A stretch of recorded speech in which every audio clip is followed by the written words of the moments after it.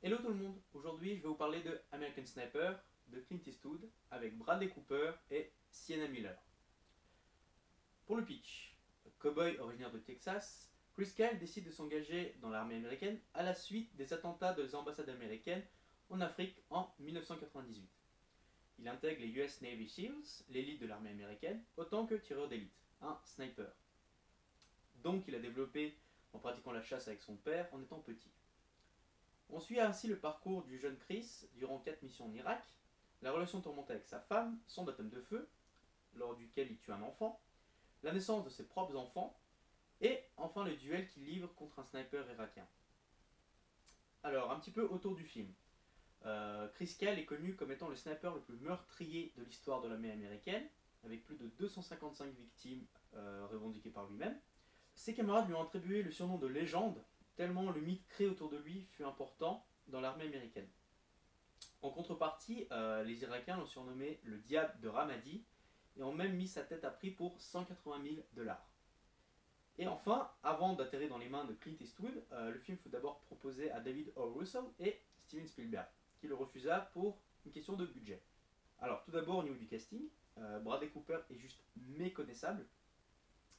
Avant de rentrer dans la salle, je l'ai vu dans une pub pour Häagen-Dazs, et où il était normal, j'ai envie de dire. Et là, vous rentrez, il a dû prendre 15 à 20 kilos de muscles. C'est juste impressionnant. Alors, de là à dire que c'est un rôle à Oscar, faut pas exagérer. Certes, il est bon, mais on sent qu'il est beaucoup trop coincé dans ce rôle de biopic, qui l'empêche de s'exprimer pleinement.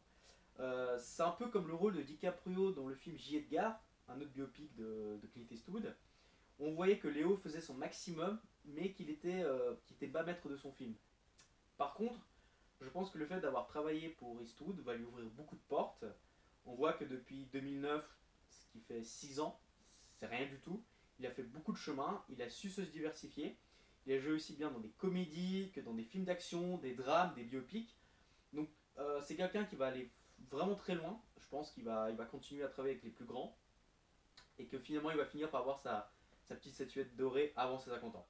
Pour le moment, il devra quand même se contenter d'une réplique en Lego. Donc voilà.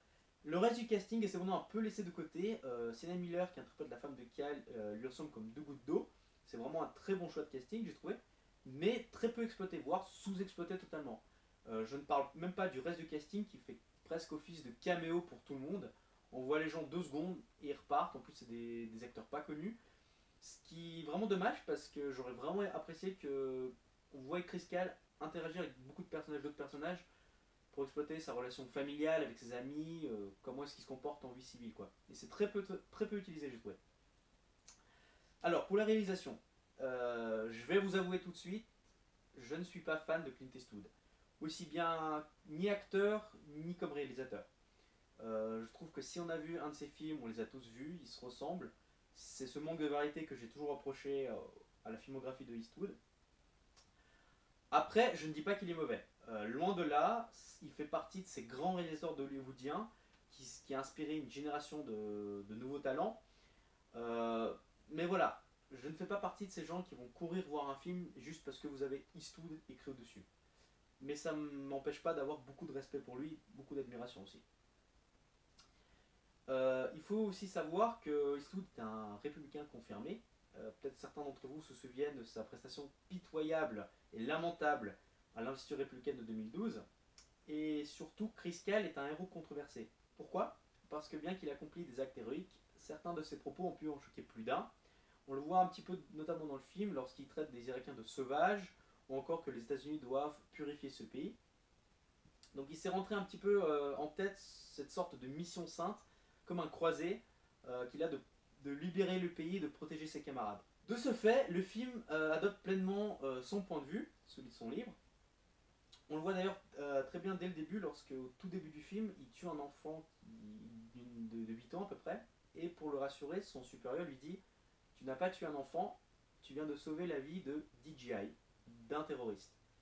À partir de là, le ton du film est donné, on va suivre tout le long, pendant presque plus de 2 heures, ce point de vue où Chris Kyle est un sauveur en fait. C'est pas un tueur, c'est un sauveur.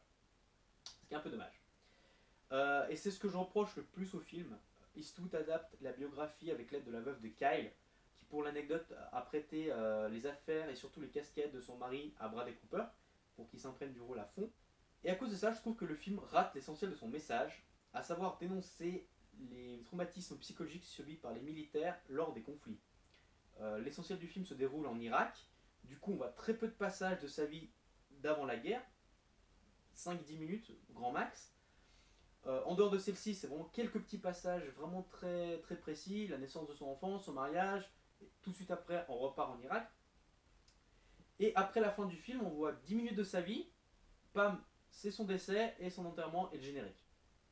Un point de vue qui aurait été intéressant d'exploiter, c'est comment il s'était remis de ses traumatismes. Traumatismes qu'on voit souvent au cinéma, comme les cauchemars, la peur de sortir dans la rue sans craindre une embuscade, le fait que les bruits les plus anodins, comme une perceuse ou le bruit d'une chaise qui tombe, évoquent des souvenirs très violents au héros. Car en fait, il faut savoir que Chris Kyle n'est pas n'importe qui, il a beaucoup œuvré pour la réintégration des anciens militaires dans la vie active, notamment via une société qu'il a créée qui entraînait des jeunes militaires au tir en fait, et aux jeunes traumatisés, surtout psychologiques, de retrouver un travail derrière au niveau de la protection des gens, au niveau de la protection civile en fait. Et d'ailleurs, c'est par l'une de ces recrues qu'il a été assassiné en février 2013, et dont le procès de ce dernier s'est clôturé il y a 2 semaines. Un film qui traitait bien sur le même sujet, c'était Né un 4 juillet d'Oliver Stone avec Tom Cruise. Et du coup, je m'attendais à quelque chose dans le même genre, dans le même style. C'est pourquoi j'étais un peu déçu. Pour moi, Chris Kyle est une victime avant d'être un héros. Et je trouvais qu'il aurait été intéressant de plus s'arrêter sur ce qu'il a accompli après la guerre pour la reconversion et la réintégration de ses camarades militaires, plutôt que juste de montrer comment est-ce qu'il abattait ses cibles. Pour moi, c'est un mec, il est héros dans ce sens-là, c'est qu'il a réussi à surpasser ce traumatisme, on lui a aidé, il a voulu œuvrer pour les autres. Après s'être arrêté de protéger ses camarades militaires, il a œuvré à les protéger de la vie active, des traumatismes. Et pour moi, c'est le plus grand acte de Chris Kyle, justement. C'est avoir vraiment aidé les gens à se reconvertir. Chose que le film n'exploite quasiment pas. Par ailleurs, j'ai l'impression que Clint Eastwood s'est un peu perdu dans la réalisation de certaines scènes.